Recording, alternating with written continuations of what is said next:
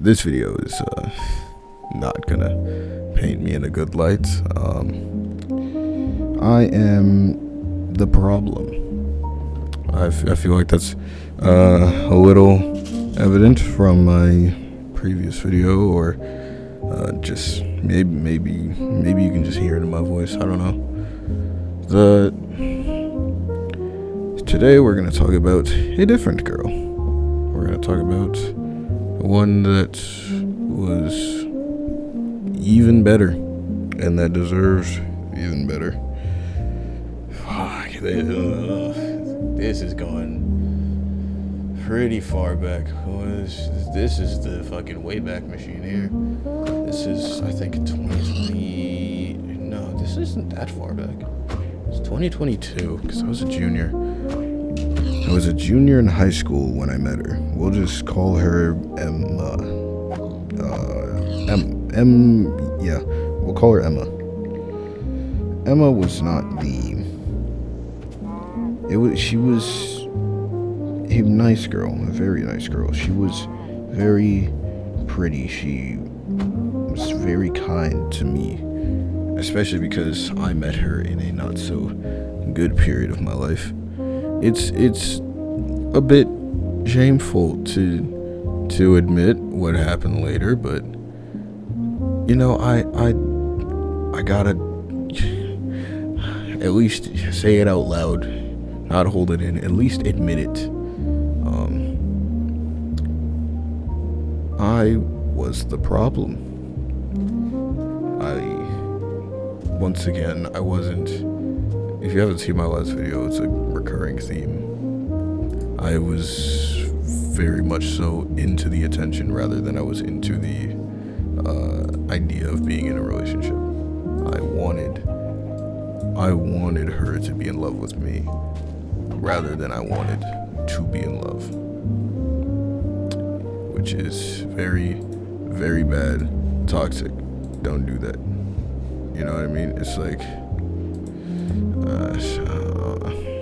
whatever. That aside, she was really nice, very kind. She was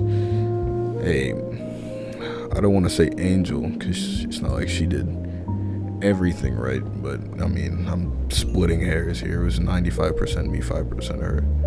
Yeah. It wasn't a easy thing to start with, because I met her on Snap.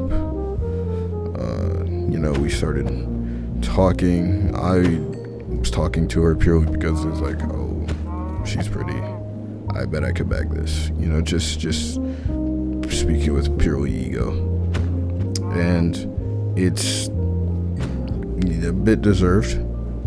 She was not into me at all at first, and I just kept fighting and fighting. And importantly, I just started lying and love bombing, which is really not.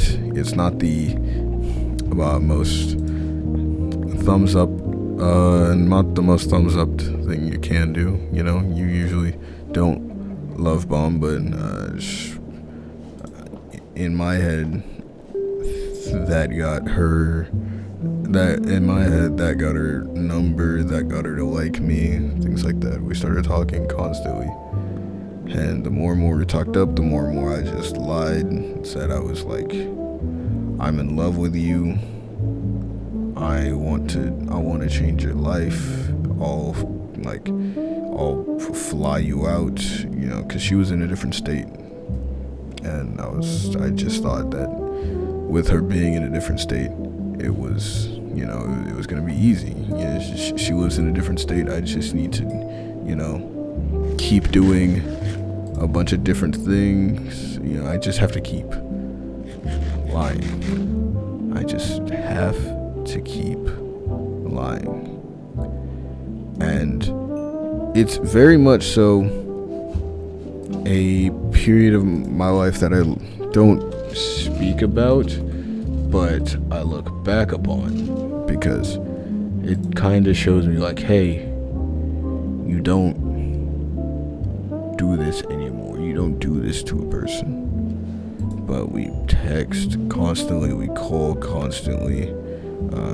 Things started to get as intimate as a multi-state relationship could, but we were very much so like on again, off again. We fight, make up, oh I love you so much, yada yada. She was very much so, to put it in perspective, she was like Black Latina, I believe. Just to put it into perspective, she used to trip out on me a bit, but it was basically like it was mostly my fault because I was doing stuff that made her admit like, or doing stuff that made her want to trip out. I was doing things that was like, I was doing things and giving her reasons to tweak out, which is why it was such a problem. And from there, we talk more and more. We're talking like daily. Like I am in class hitting her up like, yo, what are you doing right now? What are you wearing right now? Things like that. Fucking relationships. We were, all that type of stuff. And from then on, we stopped talking because I was being petty. I just believed I was the king of the world and I could do no wrong. And that didn't stand right with her, so we stopped talking. And then I heard her like, yo, I miss you, yada yada, we can, do this whole thing again. And we get back together, fight again, off and on and off and on. And I used to do this real bad thing. I used to wait till I saw like some other guy in her story, or see her hanging out with other people, and then I would hit her up because I knew she still wasn't over me. And that was kind of like my way of jabbing back. That was like my way of getting back at her. Fuck, let me try not to cry. I know what it sounds like. I know I'm saying like, oh, let me try not to cry. I know I sound like I'm being a bitch, but it's truly just like, it makes my skin crawl because I remember the thoughts specifically of how I felt and how much I wanted her to, like, how much from that point on I could see myself as just I was the bad guy, I was the enemy, and I knew it, but I just couldn't let her get to me. I couldn't let it be that she was the one. I couldn't admit that yes, I am the issue, and yes, this is a real thing, that's a real problem, and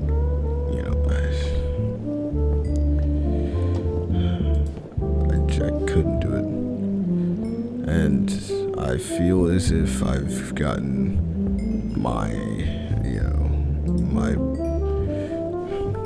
not remnants per se, I feel like I've gotten my kind of kickback as every relationship I've attempted since has bitten me in the ass badly. And can I say it's not deserved? No, I so deserve it, but things like that just kind of happen. You have to take them in stride, and I know at some point I will eat my words even more. In fact, I'll probably end up choking on them from the shit that I've done, but whatever. I hope that, if anything, she's doing a lot better. And I've seen her stories recently. I didn't follow her, I was just creeping because I don't know why I did, but she's doing better. She's doing a lot better. She's holding down a proper job. I think she's got a boyfriend now, And I know it sounds like this is, the story of her come up, and she's been through so much, and she's still killing it, and it's not often you see that from the side of the problem.